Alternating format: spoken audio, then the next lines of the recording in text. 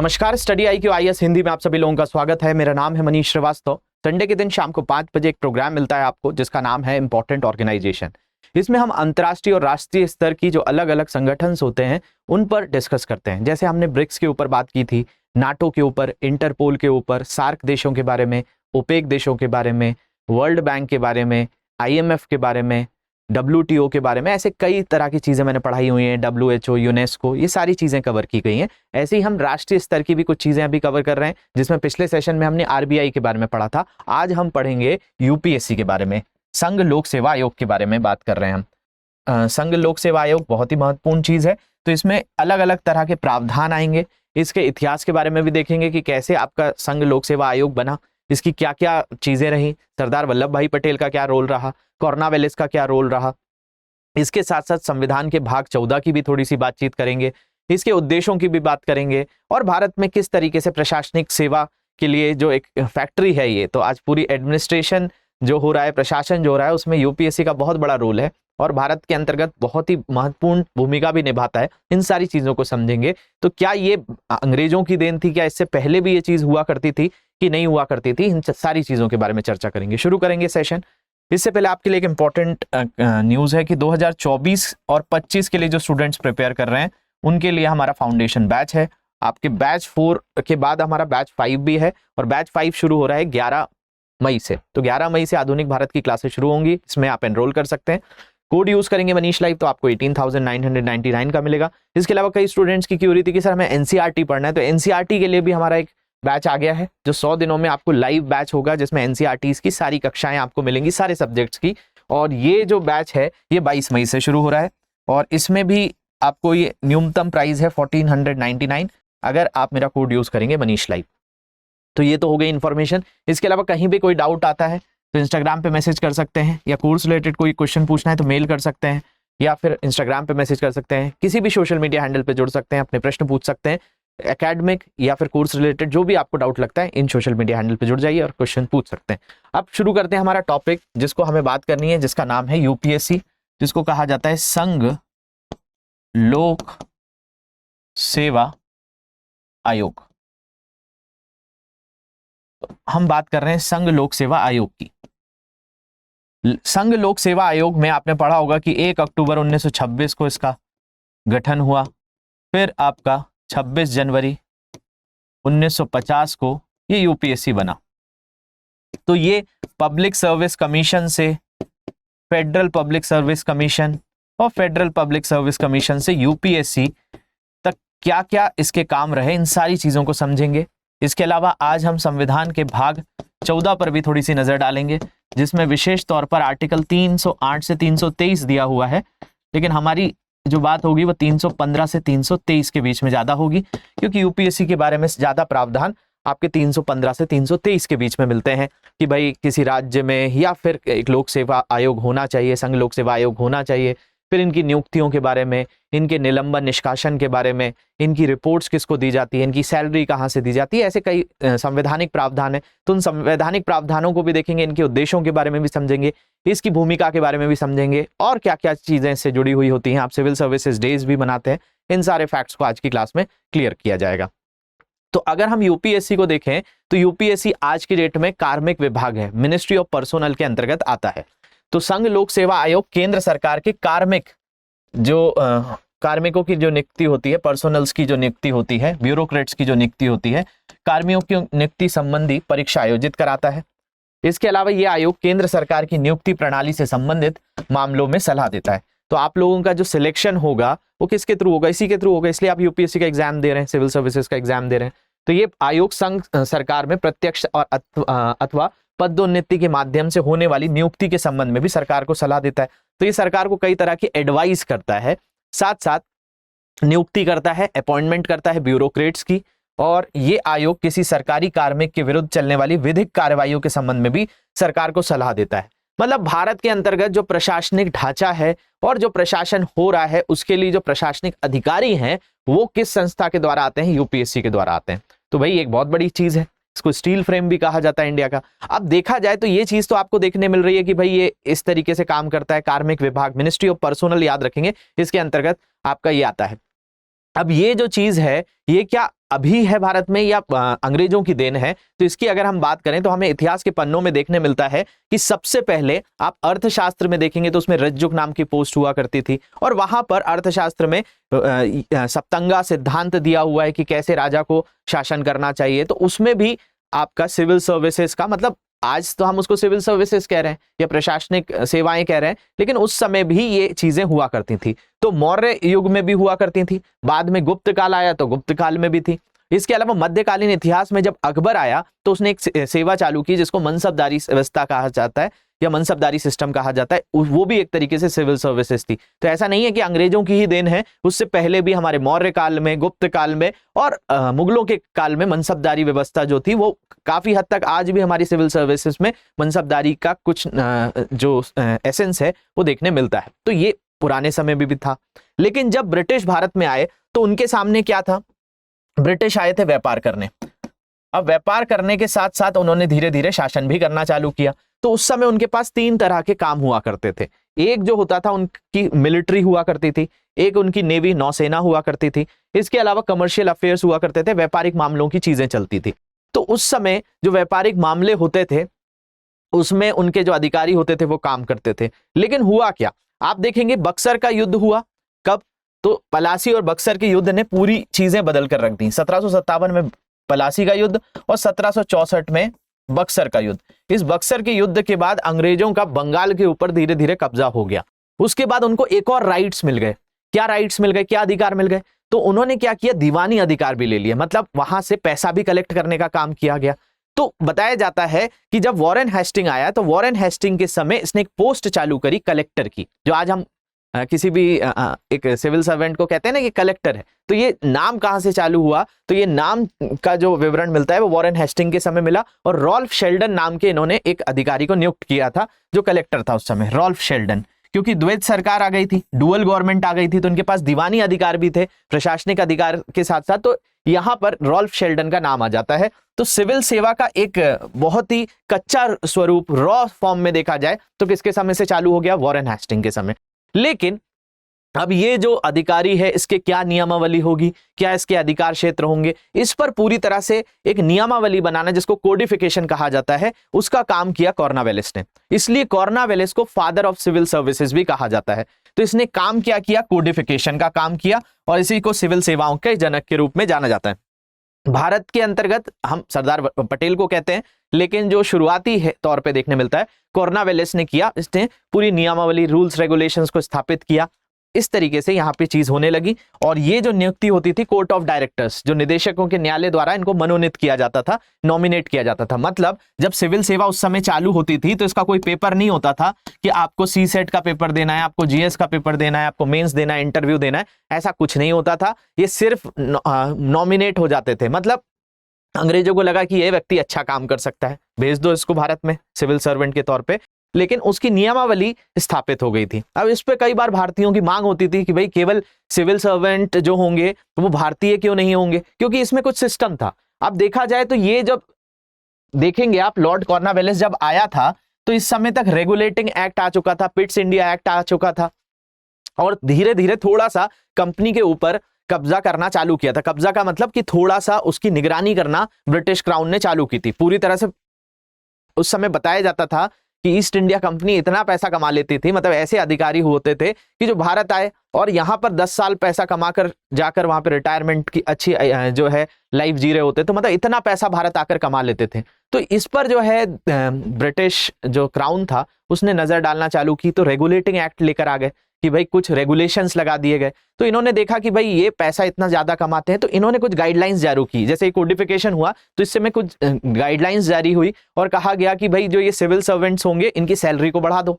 ये पैसा कब लेंगे बाहर से? जब इनको लगेगा कि भाई उनको बाकी लोगों से पैसा कम मिल रहा है, तो इनकी सैलरी बढ़ा दी गई। इन पर कई तरह के बाधाएं लगाई गई कि कोई भी आपका प्राइवेट ट्रेड नहीं करेंगे, आप कोई प्राइवेट व्यापार नहीं करेंगे, किसी से रिश्वत नहीं लेंगे, ब्राइब्स नहीं लेंगे, कोई गिफ्ट वगैरह नहीं लेंगे। तो इस तरीके से कुछ चेंजेस किए गए थे। तो उस समय जो चेंजेस हुए थे ब्रिटिश ईस्ट इंडिया कंपनी में, ज्यादा रिस्पॉन्सिबिलिटी और ऑथोरिटी सिविल सर्वेंट्स को दिया गया था, प्रशासनिक अधिकारियों को दिया गया था। इसमें सिविल सर्वेंट्स को ब्राइब्स और प्रेजेंट्स, मतलब किसी भी तरह से कोई गिफ्ट नहीं ले सकते थे, कोई रिश्वत नहीं ले सकते थे, इनकी सैलरी को बढ़ा दिया गया था।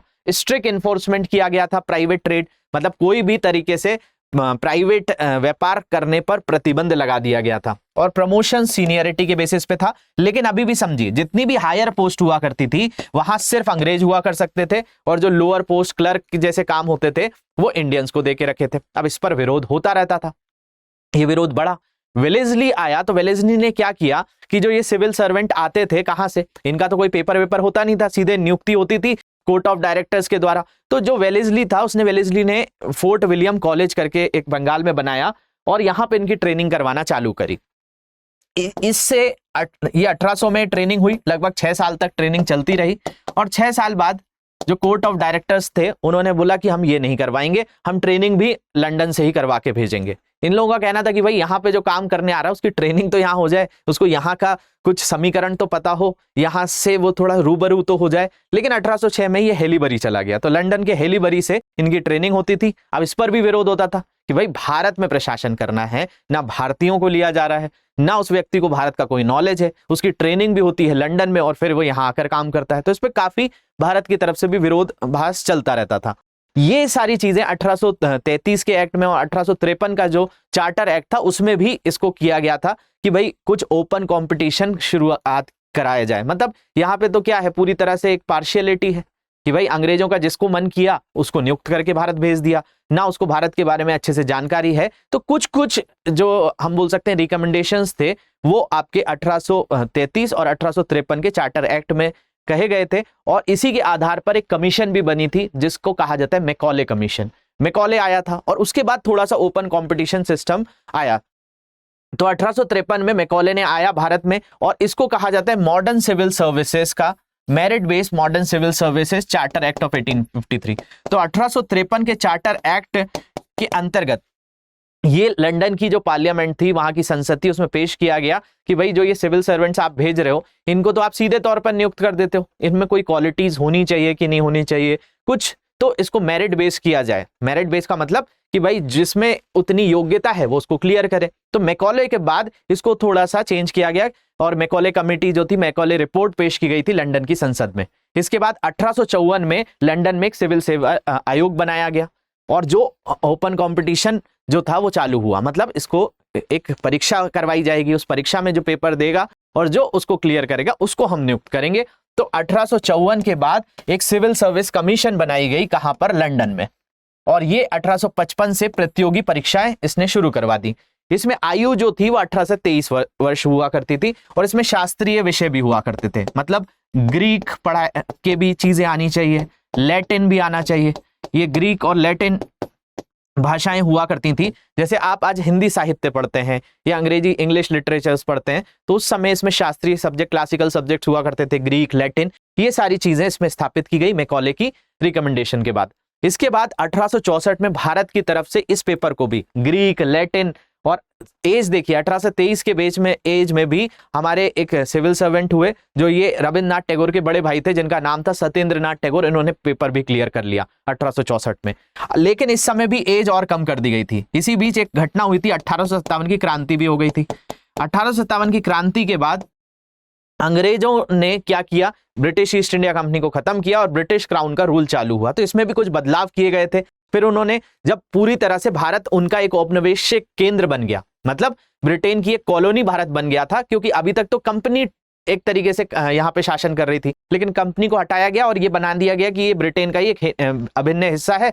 अब यहाँ पर भी पूरा प्रशासन अब ब्रिटिश क्राउन के पास आएगा। उसके बाद भी हमारी तरफ से सोचिए, उस समय 1864 में, आज हम सिविल सर्विसेज का पेपर दे रहे हैं, इतनी सारी चीजें हैं, उस समय ये लैटिन भी पढ़ी इन्होंने, क्लासिकल सब्जेक्ट्स भी पढ़े, और इतनी कम आयु में जो है पेपर निकाला सत्येंद्रनाथ टैगोर ने। सुरेंद्रनाथ बनर्जी, ये सारे लोग देखने मिलते हैं, तो पहले आईसीएस ऑफिसर हैं। 1857 की क्रांति हुई, ब्रिटिश क्राउन आ गया जो मैंने बताया, और इस समय देखिए इसका विरोध होना कंटिन्यूसली चालू भी हुआ था, क्योंकि 1859 की बात करें तो 1859 तक ये एज 23 हुआ करती थी। लेकिन 1860 में क्या किया इन्होंने, 22 साल कर दी। 1861 में एक एक्ट भी ये लेकर आए, इंडियन सिविल सर्विसेज एक्ट। और जब अगर हम बात करें 1863-64 में जब सत्येंद्रनाथ टैगोर ने ये पेपर निकाला था, तब एज इसकी 22 हो चुकी थी। 1866 में इन्होंने देखा कि अरे इंडियंस भी निकाल ले रहे, तो इन्होंने एज और कम कर दी। 21 साल कर दी 1866 में। उसके बाद भी 4 व्यक्ति इसको क्रैक करने में सफल रहे। अब देखिए हद ये हुई कि 1878 तक आते आते इन्होंने उम्र 19 वर्ष कर दी कि भाई इतने सारे सब्जेक्ट्स पढ़ेगा बच्चा और 19 साल के बाद ही नहीं करेगा, क्योंकि ये पूरा का पूरा प्रयास था कि भारतीयों को इसमें शामिल ना किया जाए। उसके बाद भी भारतीय पेपर निकाल लेते थे। अब इसका विरोध हुआ क्योंकि इसके बाद अगर हम देखेंगे 1878 के बाद 1885 में एक घटना हुई, इंडियन नेशनल कांग्रेस बना। इंडियन नेशनल कांग्रेस ने भी कई तरह की डिमांड करी कि भाई सबसे पहली चीज है इसका पेपर देने के लिए लंदन जाओ, लंदन जाने के बाद भी उम्र आप ऐसे कर रहे हो, तो इस पर ऐसा कुछ एग्जाम कराया जाए जिसमें भारतीयों को भी शामिल किया जाए अच्छे से, साथ साथ कुछ रिजर्वेशन भी दिया जाए भारतीयों को, साथ साथ ये भी कराया जाए कि पेपर इंडिया में कराया जाए और जो एज है उसमें भी रिलैक्सेशन दिए जाएं। आप तो बहुत ही ज्यादा यहाँ पर एज कम करते जा रहे हैं। तो इंडियन नेशनल कांग्रेस की डिमांड हुई। फिर डफरिन जब यहाँ पे हुआ करता था तो एक कमीशन बिठाई गई 1886 के समय। 1886 में कमीशन थी, इसी के लिए बनाई गई क्योंकि इतनी मांग उठने लगी थी। तो कांग्रेस की मांग के आधार पर, और विरोध तो चल ही रहा था, तो एक कमीशन बनी जिसको एचिंसन कमीशन कहा जाता है 1886-87 में। और इन्होंने ये बोला कि हम सिविल सर्विसेज को, जो प्रशासनिक सेवाएं हैं, इनको 3 भागों में बांट देंगे। एक है इंपीरियल सर्विसेज, एक प्रोविंशियल और एक सबऑर्डिनेट सर्विस की बात इन्होंने कही। लेकिन पेपर जो लंदन में हो रहा था वो वहीं होता चला रहा। इसके अलावा कोई भी तरह के बहुत खास चेंज नहीं आए। ये कमीशन भले बनाई गई। इसके बाद 1912 के आसपास एक और कमीशन बनाई गई, इशलिंगटन कमीशन। ये कमीशनों के नाम आपसे पूछे जाते हैं, इसलिए मैं यहां पर बात कर रहा हूं। इस कमीशन ने थोड़ा सा भारतीयों की तरफ कहा, लेकिन इससे भी कोई बहुत असर नहीं हुआ। इन्होंने कहा कि 25% रिजर्वेशन जो है वो किसको दे दिया जाए, इंडियंस को दे दिया जाए। तो उच्च पद पर भारतीयों के लिए 25% आरक्षण की बात इन्होंने करी। तो परीक्षा भारत और इंग्लैंड दोनों में आयोजित की जाए, ऐसा इन्होंने कहा 1912 में। इससे भी कोई बहुत बड़ा चेंज नहीं आया। जो सबसे बड़ा चेंज आया वो 1919 के एक्ट से आया। 1919 का एक्ट, जिसको मॉन्टेग्यू चेम्सफोर्ड रिफॉर्म भी कहा जाता है, उसके आधार पर बहुत सारी चीजें हुई। और एक लैंडमार्क चीज जो अगर आप देखते हैं आज जो भारत में सिविल सर्विसेज जिस तरीके से काम कर रही है, उसमें सबसे ज्यादा महत्वपूर्ण भूमिका किस एक्ट ने निभाई, तो 1919 के एक्ट ने निभाई। 1919 के एक्ट में कई तरह के रिकमेंडेशन दिए गए थे और उसके आधार पर भारत में एग्जाम भी हुआ। 1922 के आसपास ये एग्जाम जो है इलाहाबाद में आयोजित कराया गया था। तो पहली बार आयोजित हुआ, लेकिन कोई विशेष तौर पर ढांचा नहीं था। इस पर एक कमीशन भी बिठाई गई जिसको ली कमीशन कहा जाता है। इसी एक्ट में कई रूपरेखाएं थी और इसी एक्ट की जो 90 जो सब सेक्शन सी है उसने बहुत बड़ी भूमिका निभाई। तो आज जो आप देख रहे हैं ना, जिसको आप यूपीएससी कह रहे हैं, इस यूपीएससी का नाम पड़ा 26 जनवरी 1950 को। लेकिन ये अगर हम थोड़ा सा पीछे जाएं तो ये बन गया था क्या, federal public service commission. FPSC बना 1935 के एक्ट के बाद 1937 में। और इससे पहले ये पब्लिक सर्विस कमीशन बना 1 अक्टूबर 1926 को। पब्लिक सर्विस कमीशन किसके कमीशन के रिकमेंडेशन पे, तो 1923 में कमीशन बनाई गई थी जिसको ली कमीशन कहा जाता है। इस ली कमीशन ने 1924 के आसपास रिपोर्ट दी और 1 अक्टूबर 1926 को पब्लिक सर्विस कमीशन बनाया गया। उसका ही नाम 1935 का जो गवर्नमेंट ऑफ इंडिया एक्ट था, भारत सरकार अधिनियम था, उससे नाम बदलकर फेडरल पब्लिक सर्विस कमीशन किया गया और फेडरल पब्लिक सर्विस कमीशन को ही यूपीएससी बनाया गया 26 जनवरी 1950। तो ये जो बन पा रहा है 1 अक्टूबर 1926 को, वो किस एक्ट के तहत बन पा रहा है, 1919 का एक्ट। और 1919 के एक्ट में भी जो धारा 96 का जो सब सेक्शन सी है उसके तहत इसको बनाया गया था। तो इन्होंने पब्लिक सर्विस कमीशन के लिए बात करी गई और उस पर फिर एक कमीशन बैठी और ये जो है ऑल इंडिया सर्विसेज की बात की गई कि भाई हम जो है ऐसा कुछ करवाएंगे कि सिविल सर्विसेज का एग्जाम इंग्लैंड और प्रोविंशियल सर्विसेज के लिए इंडिया, और ये सारी चीजें इस तरीके से बात करी गई 1919 के एक्ट में।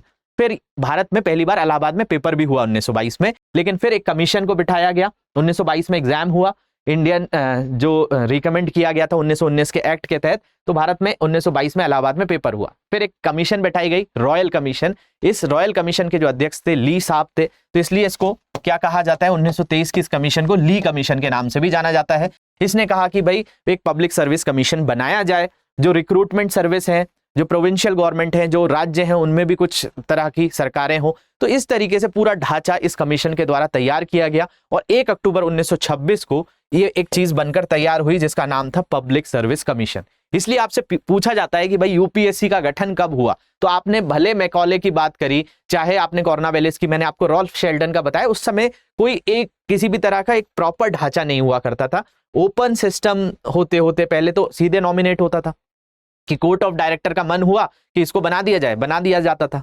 पेपर होने में बदलाव हुए, एजेस में बदलाव हुए, और फाइनली एक प्रॉपर स्ट्रक्चर बना, एक कमीशन बनी, एक आयोग बना जिसको पब्लिक सर्विस कमीशन कहा जाता है।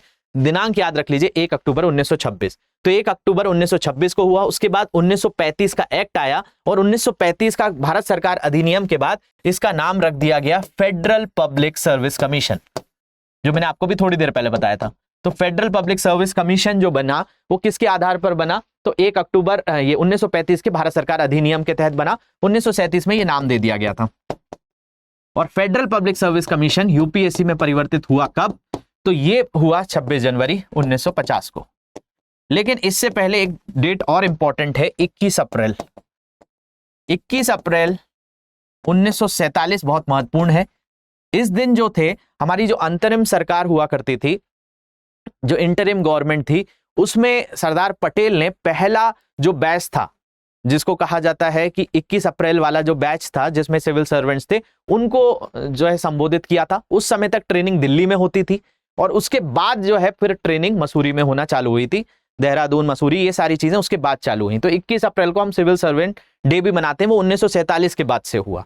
लेकिन जो आपका पब्लिक सर्विस कमीशन बनी वो 1 अक्टूबर 1926 को, फेडरल पब्लिक सर्विस कमीशन 1935 के एक्ट के बाद आपका 1937 को, और आपका जो यूपीएससी बना वो 26 जनवरी 1950 को। तो नाम बदलते चले गए हैं, कब कब बदले हैं ये भी मैंने आपको बता दिया है। इसके अलावा सिविल सर्विसेज डे जो हम मनाते हैं वो 21 अप्रैल को अभी हाल ही में निकला है। ये तो 21 अप्रैल को आप लोगों ने मनाया था, लेकिन याद रख लेंगे सरदार पटेल ने ये पहला जो बैच था उसका संबोधन किया था, और ये आजादी से पहले ही हो गया था। 1947 में आजादी हमें अगस्त माह में मिली है, लेकिन उस समय अंतरिम सरकार चल रही थी। तो it was on this day the first home minister, जो हमारे गृह मंत्री थे इंडिपेंडेंट इंडिया के, Sardar Patel, addresses the first batch of civil servants. इन्होंने संबोधन किया था पहले सिविल सर्वेंट्स के बैच का, और referred to them as steel frame of India, और उनको कहा स्टील फ्रेम है ये भारत के।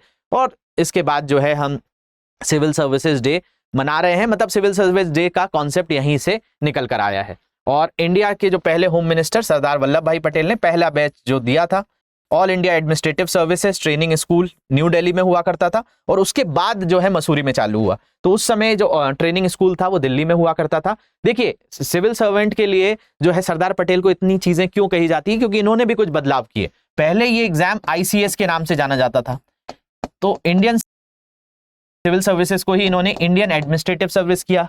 इसके अलावा इंडियन पुलिस की जो बात की जाती है उसको इन्होंने आईपीएस परिवर्तन किया, और कई तरह के प्रावधान इसमें जोड़े। इसलिए भारत के अंतर्गत सिविल सेवा के लिए जो जनक कहा जाता है वो सरदार पटेल को कहा जाता है, वैसे कॉर्नवालिस को कहा जाता है। 1963 में एक और याचिका आई, और उसके बेसिस पे 1966 में एक नई चीज चालू हुई जिसको इंडियन फॉरेस्ट सर्विसेज कहा जाता है। फॉरेन नहीं है ये, इंडियन फॉरेस्ट सर्विसेज जो आज होता है वो 1966 के बाद है। जब आजाद हुआ था तब आईएएस और आपका आईपीएस हुआ करता था। 1966 में इंडियन फॉरेस्ट सर्विसेज का भी कॉन्सेप्ट लाया गया। तो भाई आपका ये चेंजेस किए थे सरदार पटेल ने, आईसीएस को आईएएस, आईपी को आईपीएस बनाने में इनकी भूमिका रही। इसके अलावा उस समय अगर हम बात करें तो भारत के संविधान में 26 जनवरी 1950 की दिनांक बहुत महत्वपूर्ण है। इस समय इसके अंतर्गत कई तरह के प्रावधान जोड़े गए जो आपको आर्टिकल 308 से 323 के बीच में देखने मिलते हैं। अब इसमें 308 से 314 जो है वो बहुत महत्वपूर्ण हो जाता है। किसके लिए? क्योंकि मैंने बताया यूपीएससी में अपॉइंटमेंट क्या होगा, नियुक्ति क्या होगी, रिमूवल कैसे होगा, रिपोर्ट्स कहां से आएंगी, कितनी सैलरी होगी, ये सारी चीजें आपको 315 से 323 में मिलती हैं। लेकिन जो यहां पर हम बात करें, जो पटेल जी को बहुत ज्यादा एक तरीके से इसका क्रेडिट जाता है, वो कुछ इस तरीके का क्लासिफिकेशन का जाता है। इन्होंने क्या किया, जो ये सिविल सर्विसेज थी इनको 3 भागों में निर्धारित किया: all India services, central civil services और स्टेट एडमिनिस्ट्रेटिव सर्विसेज। इसमें स्टेट एडमिनिस्ट्रेटिव सर्विसेज का मतलब है यूपी में जैसे अलग आज से एग्जाम होता है कि यूपी पीएससी अलग एग्जाम कराता है, एमपी पीएससी अलग एग्जाम कराता है, राजस्थान में आरएएस आरपीएससी होता है, ऐसे हिमाचल प्रदेश अलग कराता है। तो ये जो प्रावधान थे ये कहां पे दिए गए हैं? तो ये आर्टिकल 308 से 314 के बीच में दिए गए हैं। इसमें बनती है स्टेट पब्लिक सर्विस कमीशन, मतलब स्टेट पीएससी या कई राज्यों की मिलजुल कर भी होती है जिसको ज्वाइंट पीएससी कहा जाता है। जैसे उत्तर पूर्व राज्य की बात करें, असम के अंतर्गत जो पीएससी है वो आसपास के राज्यों की भी साथ में ही कराती है। तो ज्वाइंट पब्लिक सर्विस कमीशन का कॉन्सेप्ट दिया गया है। इसके अलावा सेंट्रल सिविल सर्विसेज में group A, group B, group C और ग्रुप डी का भी कॉन्सेप्ट है। इसमें जो ग्रुप सी और डी का एग्जाम है वो पूरी तरह से एसएससी कराता है, लेकिन ग्रुप ए और ग्रुप बी की कुछ पोस्ट को छोड़ दिया जाए उसके अलावा भी एसएससी सारे कराता है। तो ग्रुप ए और ग्रुप बी में कौन सी सर्विसेज है, जैसे Indian account services, Indian revenue services, Indian engineering services, ये सारी चीजें आपकी सेंट्रल सिविल सर्विसेज सीसीएस के अंतर्गत आती हैं। बाकी ऑल इंडिया सर्विसेज में आईएएस, जो उस समय जो यूपीएससी कराता है, उस समय मैंने आपको बताया था इसको आईसीएस कहा जाता है। तो सरदार पटेल ने इसी को क्या बना दिया, आईएएस बनाया। इसके अलावा इंडियन पुलिस जो हुआ करती थी उसी को इंडियन पुलिस सर्विसेज किया गया। और 1966 में एक और नई चीज जोड़ी गई जो आज भी यूपीएससी कंडक्ट कराता है, इंडियन फॉरेस्ट सर्विसेज। तो इंडियन फॉरेस्ट सर्विसेज इसके अंतर्गत आ जाता है। तो ये भी चीज आप याद रख लेंगे। जो कैडर वगैरह हैं, 24 कैडर वगैरह, वो इसी के तहत दिए जाते हैं। तो आज हमारा कॉन्सेप्ट तो एसएससी या स्टेट पीएससी पढ़ना नहीं है, हमारा यूपीएससी है। तो हमारा काम तो किससे हो जाएगा, 315 से 323 हो जाएगा। 308 से 314 के बीच में ये सारे प्रावधान यहां पर दिए गए हैं। तो भाई भाग 14 हमारे लिए महत्वपूर्ण हो जाता है। तो भाग 14 में अनुच्छेद 308 से 314 अखिल भारतीय संबंध के प्रावधानों से संबंधित है। सेवाएं केंद्रीय सेवाएं और राज्य सेवाओं में विभाजित है। और हमारे लिए जो चालू होता है वो 315 से चालू होता है। 315 में जो दिया गया है, अब ये सारी चीजें यूपीएससी से जुड़ी हुई हैं। इसमें दिया गया है कि एक यूपीएससी होना चाहिए, फिर उसकी नियुक्ति की बात की गई है, उसके रिमूवल की बात की गई है। तो संवैधानिक प्रावधान भी देख लेते हैं। तो 315 में क्या दिया है कि संघ और राज्यों के लिए लोक सेवा आयोग होना चाहिए। 316 में दिया गया है इनके सदस्यों की नियुक्ति और कार्यकाल क्या होना चाहिए। तो भाई इनका जो नियुक्ति है वो अगर कार्यकाल की बात करें तो 6 वर्ष और 65 वर्ष, 6 और 65 वर्ष का कॉन्सेप्ट चलता है, जो भी पहले हो जाए। अगर किसी का 6 वर्ष पहले हो गया है तो उसको रिटायर होना पड़ता है, अगर 65 वर्ष हो गया है तो रिटायर होना पड़ता है। इनके जो सदस्यों की, जैसे अगर यूपीएससी का कोई चेयरमैन है तो यूपीएससी का चेयरमैन रिटायर होने के बाद कोई दूसरा पद धारण नहीं करेगा। तो सदस्यों की नियुक्ति के बारे में आर्टिकल 316 और कार्यकाल के बारे में दिया गया है। अगर क्वालिफिकेशन की बात करें कि भाई कैसे कोई यूपीएससी का सदस्य या चेयरमैन बन सकता है, तो योग्यता संविधान द्वारा निर्धारित नहीं है। संविधान में आपको कहीं देखने नहीं मिलेगा कि ये जो सदस्य है इसने 15 साल सरकार में काम किया हो, या ऐसा कोई नहीं है। लेकिन एक चीज चलती है, लेकिन यूपीएससी में कम से कम आधे सदस्यों को कम से कम 10 वर्षों के लिए या तो भारत सरकार या किसी राज्य सरकार के अधीन होना चाहिए। मतलब उन्होंने किसी राज्य सरकार के लिए कोई पोस्ट पे काम किया हो या केंद्र सरकार में कोई पोस्ट पे काम किया हो, तो उसको यूपीएससी का मेंबर या चेयरमैन बनाया जा सकता है। 317 में इनके रिमूवल की बात की गई है, इनको हटाने की बात की गई है। तो लोक सेवा आयोग के सदस्य को हटाना और निलंबित करना है। किस आधार पर हटाया जा सकता है, तो कोई दिवालिया हो जाए या आपका उसका प्रॉपर माइंड ना रहे, अनसाउंड माइंड हो जाए, तो इसमें दुर्व्यवहार के आधार पर, दिवालिया आधार पर, वेतन भोगी, रोजगार मतलब किसी और चीज में जो है वो संलग्न है, किसी दूसरी जगह से रोजगार ले रहा है, अस्वस्थ मन, पागल हो जाए, तो ऐसी अवस्थाओं में हटाया जा सकता है। लेकिन उसके लिए भी क्या है, एक प्रॉपर सीक्वेंस है कि निष्कासन के लिए राष्ट्रपति यूपीएससी के अध्यक्ष या किसी सदस्य को दुर्व्यवहार के लिए हटा सकता है। देखिए इनकी जो नियुक्ति होती है यूपीएससी के मेंबर्स की और चेयरमैन की, वो प्रेसिडेंट के द्वारा होती है। तो बेसिकली अगर इनको हटाना भी है तो प्रेसिडेंट के द्वारा ही होगा। तो प्रेसिडेंट क्या करेगा, राष्ट्रपति यूपीएससी के अध्यक्ष किसी सदस्य को दुर्व्यवहार के लिए हटा भी सकते हैं, लेकिन दुर्व्यवहार के मामले में राष्ट्रपति को मामले की जांच के लिए सर्वोच्च न्यायालय में भेजना पड़ता है। और अगर एक बार केस सर्वोच्च न्यायालय में चला गया तो अगर वो दोषी पाया गया तो फिर प्रेसिडेंट भी चाह ले तो उसको नहीं रोका जा सकता, उसको हटा दिया जाएगा। तो प्रेसिडेंट के पास पूरी पावर रहती है कि प्रेसिडेंट अगर ये सुप्रीम कोर्ट में जांच बैठ गई तो उसको हटाना ही पड़ेगा।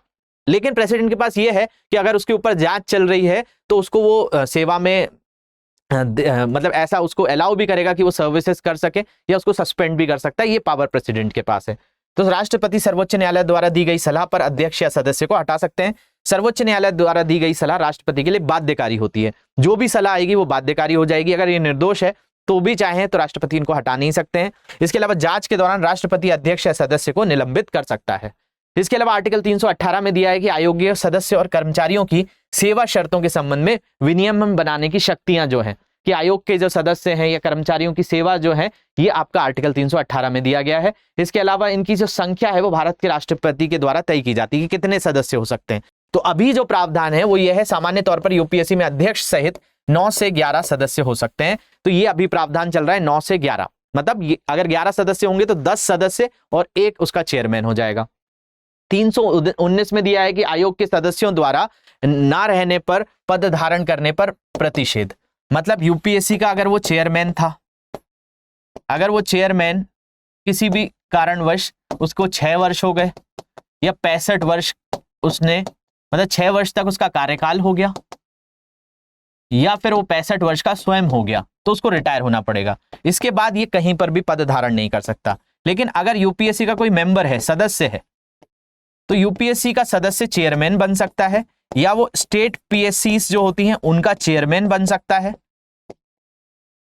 या फिर आपका जो स्टेट पीएससी का चेयरमैन या आपका ज्वाइंट पीएससी का चेयरमैन बन सकता है। मतलब 2 राज्यों की मिलकर जो पीएससी काम कर रही है उसका अगर सदस्य की बात की जा रही है, चेयरमैन एक बार रिटायर हुआ तो नहीं, उसकी नियुक्ति नहीं होगी। लेकिन अगर कोई उसका सदस्य है तो सदस्य अगला यूपीएससी का चेयरमैन बनता है। अमूमन आपने देखा होगा कि यूपीएससी के जो चेयरमैन होते हैं वो पुराने कभी ना कभी उसके सदस्य रहे होते हैं। तो यूपीएससी का जो सदस्य है वो किसी दूसरी पीएससीज में जाकर उसका अध्यक्ष बन सकता है, किसी ज्वाइंट पीएससी का अध्यक्ष बन सकता है, लेकिन वो आपका यूपीएससी का मेंबर नहीं बन सकता अगर वो एक कार्यकाल पूरा कर चुका है, तो इनकी रीअपॉइंटमेंट नहीं हो सकती। तो आयोगों के सदस्यों द्वारा ऐसे सदस्य ना रहने पर पद धारण करने पर जो प्रतिषेध है वो सारी नियमावली 319 में दी गई है। सेवानिवृत्ति के बाद यूपीएससी के अध्यक्ष भारत सरकार या किसी राज्य सरकार के तहत आगे के रोजगार के लिए पात्र नहीं है। सेवानिवृत्ति के बाद यूपीएससी का सदस्य यूपीएससी के अध्यक्ष के रूप में नियुक्ति के लिए पात्र है। तो जो उसका सदस्य है वो यूपीएससी का अध्यक्ष बन सकता है, किसी स्टेट पीएससी का भी अध्यक्ष बन सकता है, उसके अलावा कोई पद धारण नहीं कर सकता। 320 में इनके कार्यों के बारे में दिया है कि क्या कार्य करेंगे। इसके अलावा 321 में जो बात की गई है लोक सेवा आयोग के कार्यों का विस्तार करने की शक्ति। मान लिया जाए किसी जगह पर दंगे हो गए, अब उस जगह पर दंगे हो गए हैं तो उस पर जो शक्तियां होती हैं उनके कई कलेक्टर्स को पावर दे दी जाती हैं, तो ये 321 के तहत दी जाती हैं कि भाई आप स्थिति को संभालिए। तो लोक सेवा आयोगों के कार्यों का विस्तार करने की जो शक्ति है वो आर्टिकल 321 से देती है, प्रेसिडेंट उसको कर सकता है। 322 में इनके वेतन की बात की गई है जो कि कंसोलिडेटेड फंड ऑफ इंडिया से दिया जाता है, भारत की संचित निधि से दिया जाता है। आर्टिकल 266 का सबसेक्शन 1 में इसके बारे में बात किया गया, इनके खर्चे जो भी होते हैं उसके बारे में। और 323 में एक रिपोर्ट देता है, ये रिपोर्ट प्रेसिडेंट को देगा और प्रेसिडेंट वो रिपोर्ट फिर पार्लियामेंट संसद में पेश करती है। अब इन्हीं रिपोर्टों के आधार पर जो है ये अगर यूपीएससी ने कोई रिपोर्ट दी है प्रेसिडेंट को तो वो बाध्यकारी नहीं होती, ये सबसे पहली चीज समझिए। मतलब उस रिपोर्ट के आधार पर जो संसद है वो कोई नियम बना सकती है। जैसे आपका कई बदलाव देती रहती, कई सजेशंस यूपीएससी देती है, जैसे सी सेट का पेपर चालू हुआ, ऑप्शनल के अंतर्गत जो बदलाव हुए, आपके मेंस परीक्षा में जो बदलाव हुए, कई तरह के जो पैटर्न्स वगैरह हैं इनको संसद को रिकमेंडेशन दे सकती है, लेकिन वो बाध्यकारी नहीं होते हैं। 323 के तहत वो दे सकता है। तो लोक सेवा आयोगों को रिपोर्ट देता है और यूपीएससी भारत के राष्ट्रपति को वार्षिक रिपोर्ट प्रस्तुत करता है। हर वर्ष में एक रिपोर्ट दी जाती है और राष्ट्रपति रिपोर्ट को संसद के समक्ष रखता है। यूपीएससी की रिपोर्ट पर संसद में चर्चा होती है। यूपीएससी की सिफारिशें बाध्यकारी नहीं होती, यही मैंने बताया, लेकिन प्रकृति में सलाहकार हैं, एडवाइजरी होती हैं। तो इस तरीके का सिस्टम चलता है। अगर हम बात करें 1926 में जब ये बना था 1 अक्टूबर 1926 को, उस समय यूपीएससी की चेयरमैन रॉस बारकर हुआ करते थे। रॉस बारकर के बाद डेविड पेट्री, आयने गॉर्डन और ईडब्ल्यू रॉबर्टसन है। तो सबसे पहला नाम इनका जरूर याद रख लीजिए, रॉस बारकर का। इसके बाद याद रखिए एच.के. कृपलानी का, जो सरदार पटेल जी ने 21 अप्रैल को जो संबोधन किया था अंतरिम सरकार के समय, तो जब भारत आजाद हुआ है तो उस समय कौन व्यक्ति यूपीएससी का चेयरमैन हुआ करता था, मतलब इस समय इसका नाम क्या होगा, फेडरल पब्लिक सर्विस कमीशन। और जब 1 अक्टूबर था तब इसका नाम था पब्लिक सर्विस कमीशन। तो पब्लिक सर्विस कमीशन के जो पहले अध्यक्ष है वो रॉस बारकर है। इसके अलावा जो फेडरल पब्लिक सर्विस कमीशन या स्वतंत्र भारत के जो चेयरमैन रहे वो एच.के. कृपलानी रहे। लेकिन 26 जनवरी 1950 को जब यूपीएससी क्या बन गया, एफपीएससी यूपीएससी बन गया, तो पहले जो स्वतंत्र भारत में जो यूपीएससी के रहे या आपका जो संविधान लागू होने के बाद रहे वो कौन रहे, आर.एन. बनर्जी रहे। तो आर.एन. बनर्जी का नाम याद रख लीजिए। इसके बाद गोविंद राजन, हेमजड़ी, झा, दामले, ये सारे लोग हैं, लेकिन आपको नाम इसमें आर.एम. बेथ्यू का रखना है। ये पहली फीमेल है, ये फर्स्ट फीमेल है। पहली महिला कौन सी थी, तो आर.एम. बेथ्यू थी 92 के आसपास, जब पीवी नरसिम्हा राव की सरकार हुआ करती थी। इसके बाद 2 फीमेल्स और रही, रजनी राजदान और अलका सिरोही।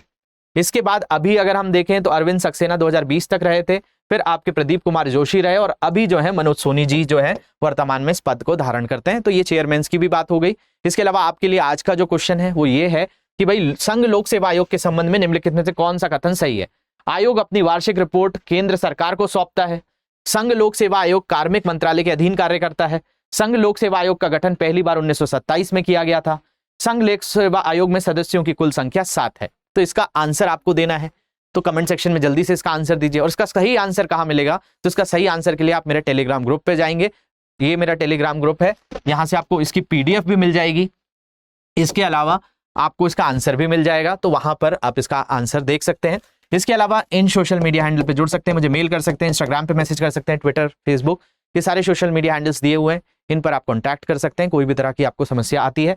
इसके अलावा एनसीईआरटी के लिए एक लाइव फाउंडेशन बैच हमारा चालू हो रहा है, जो कि 22 मई से चालू हो रहा है और इसकी फीस जो है 1499 है। 100 दिन का ये कोर्स है और ये 22 मई से चालू हो जाएगा। मनीष टाइप कोड यूज करेंगे तो 1499 का मिलेगा। इसके अलावा लाइव फाउंडेशन बैच जो है बैच नंबर 5, ये 11 मई से शुरू हो रहा है। इस बैच को आप एनरोल करना चाहते हैं, 2 साल के लिए इसकी वैलिडिटी है। मनीष लाइव कोड यूज करेंगे, 1000 घंटे से ज्यादा की क्लासेस हैं इसमें, तो ये कोर्स आपको 18,999 का मिलेगा। ये शाम 6 बजे से क्लासेस शुरू होने वाली है 11 मई से। आधुनिक भारत से इसकी क्लासेस शुरू होंगी। इसमें मैं साइंस, टेक्नोलॉजी और आपका पर्यावरण प्रौद्योगिकी पढ़ा रहा हूँ। इसके अलावा जो आपका ये कोर्स है जिसमें एनसीईआरटी हम पढ़ने वाले हैं, तो एनसीईआरटीज में मैं साइंस की क्लासेस लूंगा। आपको साइंस की जितनी एनसीईआरटीज हैं उनको अच्छे से समझाऊंगा। और कोई डाउट्स आते हैं तो इन सोशल मीडिया हैंडल पे जुड़ जाएंगे। तो आज के लिए इतना ही, मिलते हैं अगले सेशन में एक नई ऑर्गेनाइजेशन के साथ। धन्यवाद।